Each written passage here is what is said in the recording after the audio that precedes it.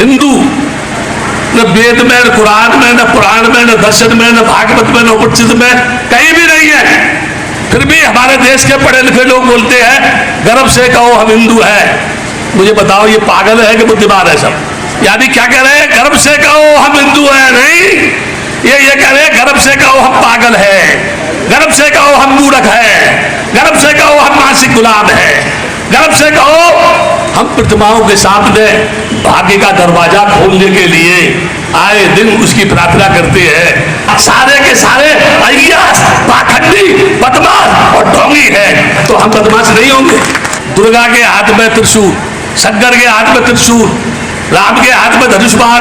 अरे तुम सृष्टि के मालिक हो, तुम दुनिया बनाने वाले हो, तुमने दुनिया बनाई है, तुमको हथियार रखने की क्या जरूरत है? जिसने तुमको पैदा किया उसको भगवान मानने को तैयार नहीं है।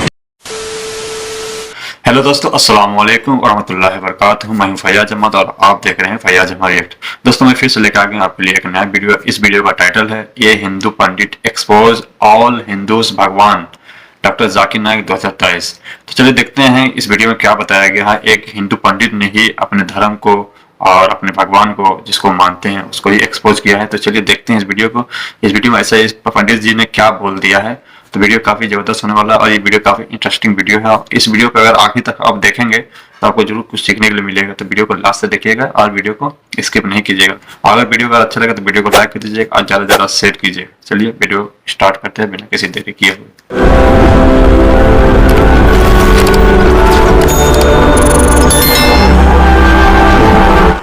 हिंदू न वेद में, न कुरान में, न पुराण में, न दर्शन में, न भागवत में, न उपनिषद में कहीं भी नहीं है। फिर भी हमारे देश के पढ़े लिखे लोग बोलते हैं गर्व से कहो हम हिंदू हैं। मुझे बताओ ये पागल है कि बुद्धिमान है सब?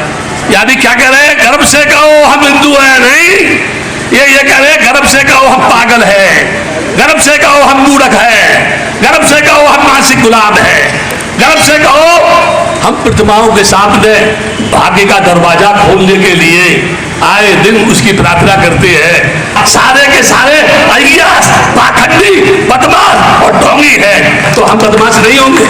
दुर्गा के हाथ में त्रिशूल, शंकर के हाथ में त्रिशूल, राम के हाथ में धनुष बाण।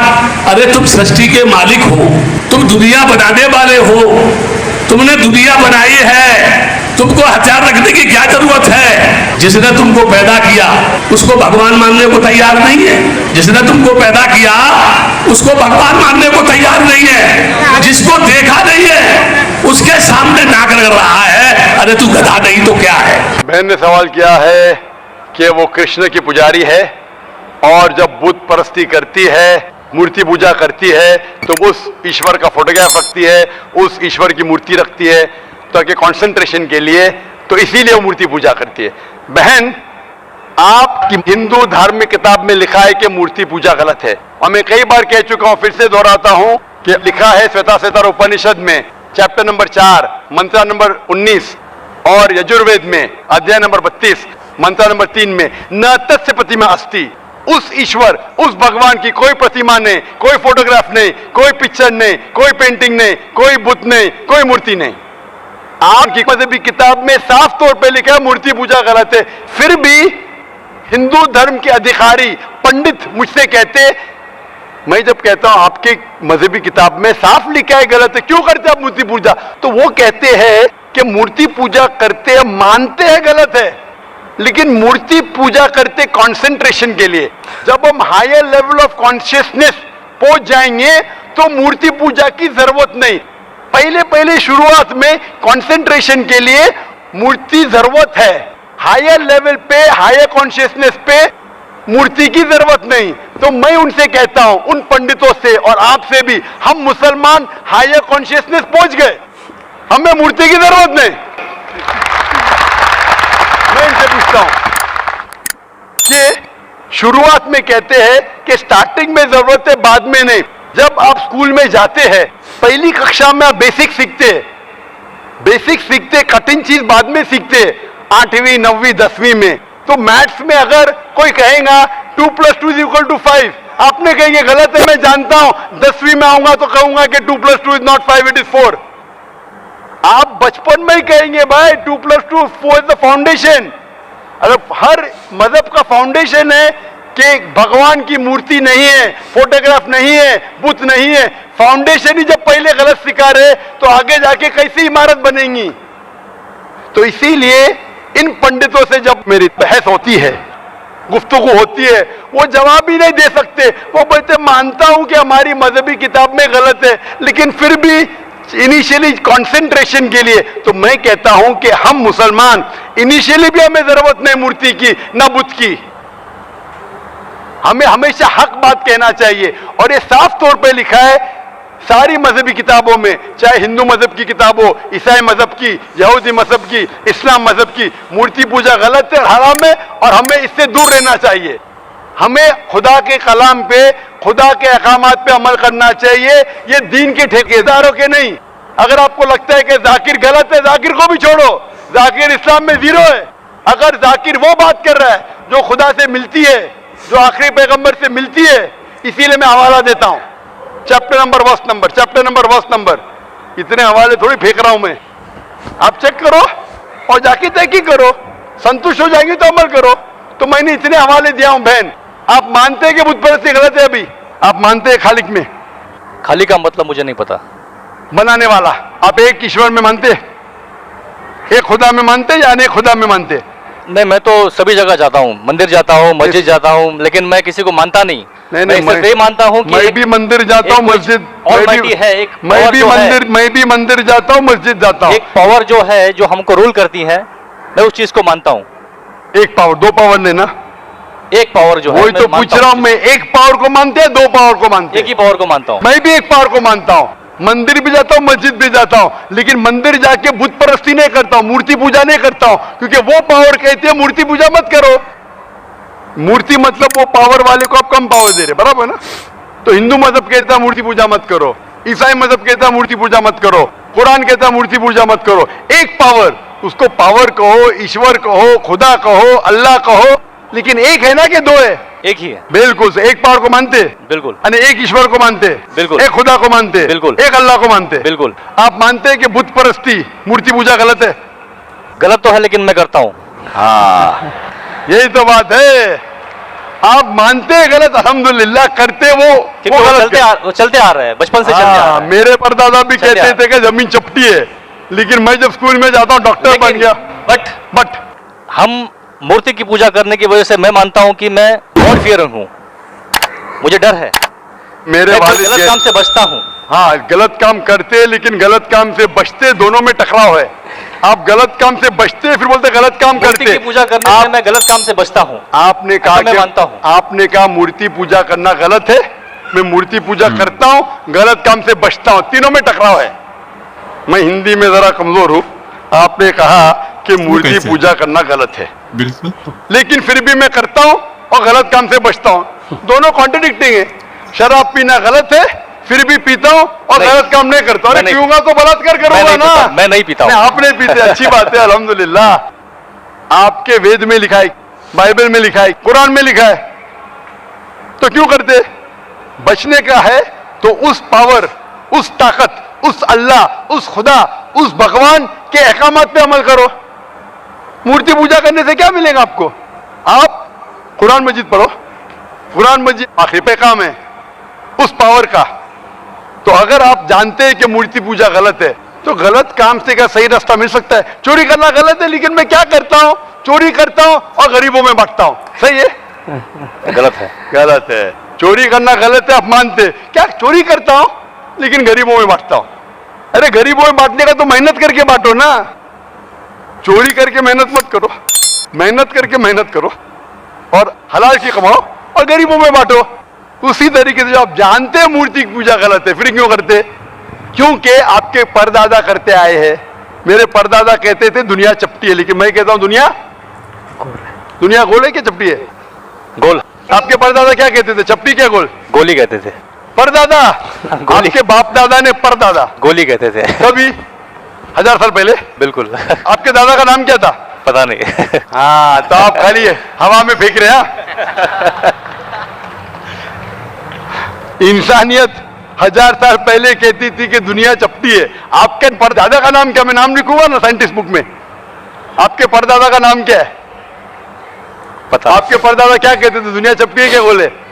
मैं कुछ नहीं कह सकता इसके बारे हाँ। में, क्योंकि मैंने सुना नहीं है क्या कहते थे। बराबर। लेकिन साइंस कहती है, मेरे परदादा और आपके परदादा कहते थे कि चपटी है। आप मानते हैं चपटी है? नहीं, क्योंकि आप तरक्की कर चुके हैं। जब तरक्की करते हैं गलत चीज को छोड़ देने का है। अभी बुत परस्ती करेंगे या छोड़ देंगे? कोशिश करूंगा छोड़ने की। हाँ, ये बात हुई ना। मेरा आपसे एक सवाल है, इस्लाम में हर गुनाह माफ है, लेकिन शिर्क की माफी क्यों नहीं है? अगर इंसान कत्ल करता है उसे माफी है, जिना करता है उसे माफी है, लेकिन शिर्क की माफी क्यों नहीं है? मैं साहब का सवाल है कि इस्लाम में सारे गुनाह की माफी है, शिर्क की नहीं। कत्ल करता है माफी है, जिना करता है माफी है, शिर्क की माफी क्यों नहीं? आप कुरान मजीद के बारे में जिक्र कर रहे जो सूरह निसा में है, सूरह नंबर 4 आयत नंबर 48 और आयत नंबर 116। इन दो आयतों में सूरह निसा सूरह नंबर 4 में लिखा है कि अगर अल्लाह चाहे तो कोई भी गुनाह को माफ कर सकता है, लेकिन शिर्क को कभी नहीं माफ करेगा, क्योंकि जो शिर्क किया है वो बहुत भटक चुका है। तो इसमें यह नहीं लिखा है कि अब जिना करेंगे तो माफ करेगा ही, कर सकता है अगर आप तौबा करेंगे तो। अगर आप तौबा करते कि मैंने जिना किया हूं, मैंने कत्ल किया हूं, मुझे माफ कर दे और इंशाल्लाह मैं आइंदा नहीं करूंगा, तो अल्लाह माफ करेगा। उसी तरीके से शिर्क भी, अगर आप शिर्क करते हैं और अल्लाह से माफी मांगते हैं कि मैं अगली बार शिर्क नहीं करूंगा, तो अल्लाह शिर्क को भी माफ कर सकता है। लेकिन शिर्क के हालत में मरेंगे तो माफी नहीं है। आप मुशरिक जैसा मरेंगे, शिर्क करते हुए मरेंगे तो माफी नहीं। अगर आपने शिर्क किया, लाइक आज आप देख रहे हैं, कल भी परसों भी कितने गैर मुस्लिम बुत परस्ती करते थे, शिर्क करते थे, मूर्ति पूजा करते थे, अभी मुस्लिम बन गए। अल्लाह ताला बेशक माफ करेगा। और जिस दिन आप इस्लाम कबूल किए, आपके पिछले गुनाह सारे माफ, आपका स्लेट क्लीन। मैं माशाल्लाह अभी 46 साल का हूं, अच्छे काम करता हूं, इंसान हूं, गलतियां भी करता हूं। आप अगर इस्लाम कबूल करें, आपका स्लेट क्लीन। मेरे तो स्लेट में तो काफी चीज ऊपर नीचे है। अगर आप इस्लाम कबूल करें तो अल्लाह के रसूल फरमाते आपके सारे गुनाह माफ, स्लेट इज क्लीन। तो आप एक साफ सुथरे मुसलमान बनते, इसके बाद हिसाब किताब शुरू होगा। तो अगर आप मूर्ति पूजा करते थे, नहीं करेंगे तो क्यों माफी नहीं? सबसे बड़ा गुनाह है, क्योंकि अगर आप जिना करते गलत है, आप रेप करते गलत है, लेकिन आप उस इंसान को चोट पहुंचा रहे। आप अगर कत्ल करते गलत करते, लेकिन अगर मूर्ति पूजा करते तो उस खालिक के नाफरमान हैं, उस खालिक को गाली देने से फर्क नहीं पड़ता है। लेकिन अगर आप उस खालिक को गाली देंगे तो उसके अहकामात पे कैसे अमल करेंगे? आप उसके बताए रास्ते पे भी नहीं चलेंगे, आपका नुकसान होगा। तो आपके नुकसान को रोकने के लिए खुदा कहता है कि मूर्ति पूजा मत करो। कि मूर्ति पूजा करेंगे तो आप उसके जो अहकामात पे अमल नहीं करेंगे, आपको नुकसान होगा, उसके साथ साथ और भी गुनाह करेंगे। इसीलिए मूर्ति पूजा करने वाला सबसे ज्यादा बहका हुआ इंसान है। लेकिन अगर आप गलती के लिए माफी मांगते हैं और कहेंगे कि अगली बार नहीं करेंगे, तो अल्लाह ताला आपको माफ करेगा। मैं पूछना चाहता हूं, आप मूर्ति पूजा में मानते हैं भाई साहब? जी मानते हैं। क्यों, आपको लगता नहीं गलत है? आप क्या हिंदू है? जी। आपके मजहबी किताब में लिखा है, छंदों के उपनिषद में चैप्टर नंबर 6 अध्याय नंबर 2 श्लोक नंबर 1, एकम अद्वितीयम, खुदा एक है, उसके अलावा कोई नहीं है। लिखा है श्वेता श्वेता उपनिषद में अध्याय नंबर 6 मंत्र नंबर 9, नाचस्य कसी जनिता न चदीपा, उस ईश्वर, उस भगवान का कोई रब नहीं, उसके कोई वालदेन नहीं। लिखा है श्वेता श्वेता उपनिषद में चैप्टर नंबर 4 मंत्र नंबर 19 में, न तस्य प्रतिमा अस्ति, उस ईश्वर, उस भगवान की कोई प्रतिमा नहीं, कोई अक्ष नहीं, कोई पिक्चर नहीं, कोई पेंटिंग नहीं, कोई फोटोग्राफ नहीं, कोई मूर्ति नहीं, कोई बुत नहीं। लिखा है यजुर्वेद में चैप्टर नंबर 32 वर्ष नंबर 3 में मंत्र नंबर 3 में, न तस्य प्रतिमा अस्ति, उस ईश्वर, उस भगवान की कोई प्रतिमा नहीं, कोई अक्ष नहीं, कोई पिक्चर नहीं, कोई पेंटिंग नहीं, कोई फोटोग्राफ नहीं, कोई बुत नहीं, कोई मूर्ति नहीं। तो साफ तौर पे कई जगह आप हिंदू की मजहबी किताब में लिखा है कि मूर्ति पूजा गलत है। तो क्यों आप मूर्ति पूजा करते? भाई साहब, जी इस बारे में मुझे सही तालीम नहीं है, मुझे थोड़ा वक्त चाहिए। मैं इतने हवाले दे रहा हूं कि आपको लगता है कि मैं फेंकते जा रहा हूं। हवाले के हवाले दे रहा हूं, आप नोट कीजिए। जी आप लाइब्रेरी में जाइए, आपको वेद नहीं मिलता है तो हमारी लाइब्रेरी में जाओ, इस्लामिक रिसर्च फाउंडेशन। हमारे इस्लामिक रिसर्च फाउंडेशन में आपको वेद का तर्जुमा मिलेगा, महाभारत का तर्जुमा मिलेगा, भगवत गीता के कम से कम 30 तर्जुमे मिलेंगे, बाइबल मिलेगा, बाइबल का तर्जुमा मिलेगा, कुरान का तर्जुमा मिलेगा, हदीस का तर्जुमा मिलेगा। मैं नहीं जानता हूं कहीं भी हिंदुस्तान में इतने मजहबी किताब का तर्जुमा मौजूद है। इस्लामिक रिसर्च फाउंडेशन में फ्री लाइब्रेरी, एयर कंडीशन में बैठो, फ्री पढ़ो, इंशाअल्लाह आपको चाय पानी भी दूंगा मैं। चाय पानी रिश्वत नहीं है, तो क्या आप ठंडे दिमाग से, कभी ठंडा दूंगा कभी चाय पानी, तो आप अच्छे दिमाग से रिसर्च कीजिए। हमारे पास कंप्यूटर सॉफ्टवेयर है, आप क्या जानना चाहते हैं वेद के ऊपर बटन दबाओ, मिलेगा आपको। किधर लिखा है मूर्ति पूजा हराम है, बटन दबाओ कंप्यूटर में निकलेगा बाहर। वेद के कंप्यूटर सॉफ्टवेयर है, बाइबल के कंप्यूटर सॉफ्टवेयर है, कुरान के कंप्यूटर सॉफ्टवेयर है, हदीस के। तो मैं आपसे दरखास्त करता हूं कि आप रिसर्च कीजिए कि खुदा एक है, रिसर्च कीजिए कि मूर्ति पूजा गलत है, रिसर्च कीजिए कि आखिरी पैगंबर मोहम्मद सल्लल्लाहु अलैहि वसल्लम है। और मैं दुआ करता हूं कि आपको हक जल्दी मिलेंगे ताकि आप इस दुनिया और आखिरत में सफलता पाए।